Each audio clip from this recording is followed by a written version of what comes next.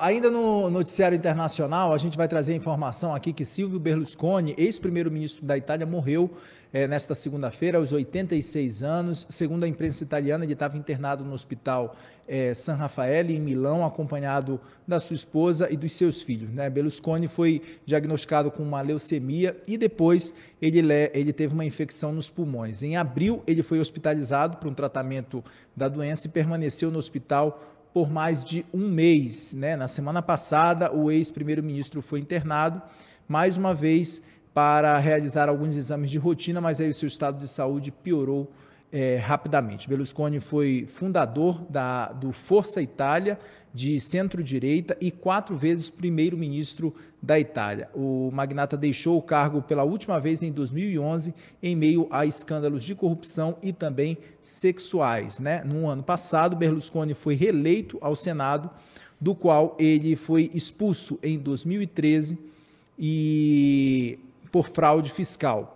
Além disso, Berlusconi ele foi dono também do Milan, né, do clube de futebol Milan, lá na Itália.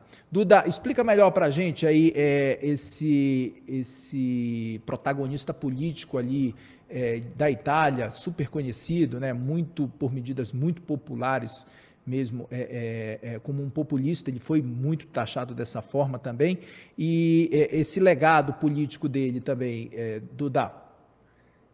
Kenzo, durante muito tempo, todas as notícias que a gente publicava aqui sobre a Itália era alguma coisa sobre o Silvio Berlusconi, né? Porque ele é uma figura que ele era muito famoso já e rico, né? Era o homem mais rico da Itália antes de entrar na política. Ele já tinha vários canais de televisão, tinha revista, tinha jornais, era uma pessoa muito carismática, conhecida dos italianos.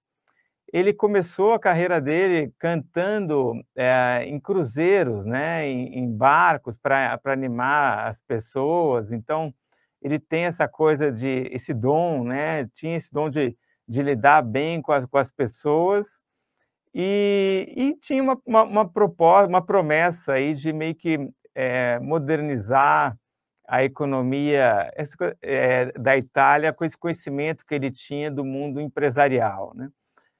Eu conversei hoje com o Adriano Janturco, que é italiano, ele é um professor de Relações Internacionais do IBMEC, e eu perguntei, puxa, mas o que o Berlusconi fez ali, né, na política, na economia italiana, qual que é o legado dele, né?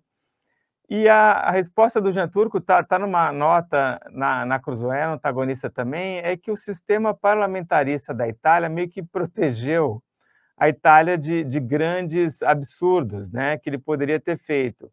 Então, o primeiro-ministro lá na Itália não tem assim tanto poder para mudar as coisas. A gente falava aqui mais do Berlusconi, principalmente pelas festas bunga-bunga que ele organizava nas mansões que ele tinha e numa ilha ali perto da Sardenha. Eu até fui ali lembrar um pouco de como que eram as festas, as mulheres se vestiam de freiras, né? Tinha alguma e tinham algumas que usavam máscaras do Ronaldinho, porque o Ronaldinho, uma época, jogou no Milan, né? Que ele era o dono do Milan.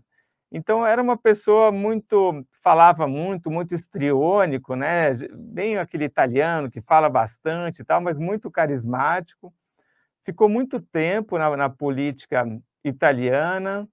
Ele escapa das acusações de corrupção contra ele, tem uma só que ele vai realmente ser condenado, que é fraude fiscal, mas ele não pega prisão porque ele já está com 76 anos, então isso foi há 10 anos. Mas foi um cara que meio que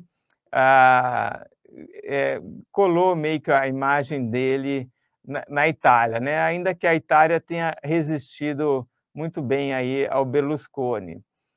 Hoje ele estava na coalizão de governo, são 3 partidos principalmente, quem comanda a coalizão é a Giorgia Meloni, mas Berlusconi já não era uma pessoa que estava dando as cartas na política italiana, né? O partido dele já não teve tantos votos, então ele estava ali mais integrando para a coalizão ter a maioria necessária. E ele era um grande amigo do Putin também, né? Ele se orgulhava disso, de ser muito amigo do Putin, e começa a guerra na Ucrânia, ele começa a falar de que, né, tem esse medo de que ele levaria a Itália até a apoiar a Rússia, alguma coisa assim. Mas isso, ele realmente, o poder dele de mudar a política externa italiana não é assim, então não é nada, né? Ele não consegue fazer isso. A Giorgia Meloni é que dá o tom, e a Itália está nessa história aí super pró-Ucrânia, assim como todo o resto da Europa, né? Então, enfim, apesar dele ter essa amizade com o Putin, ele não consegue ter nenhuma voz aí na política externa do país.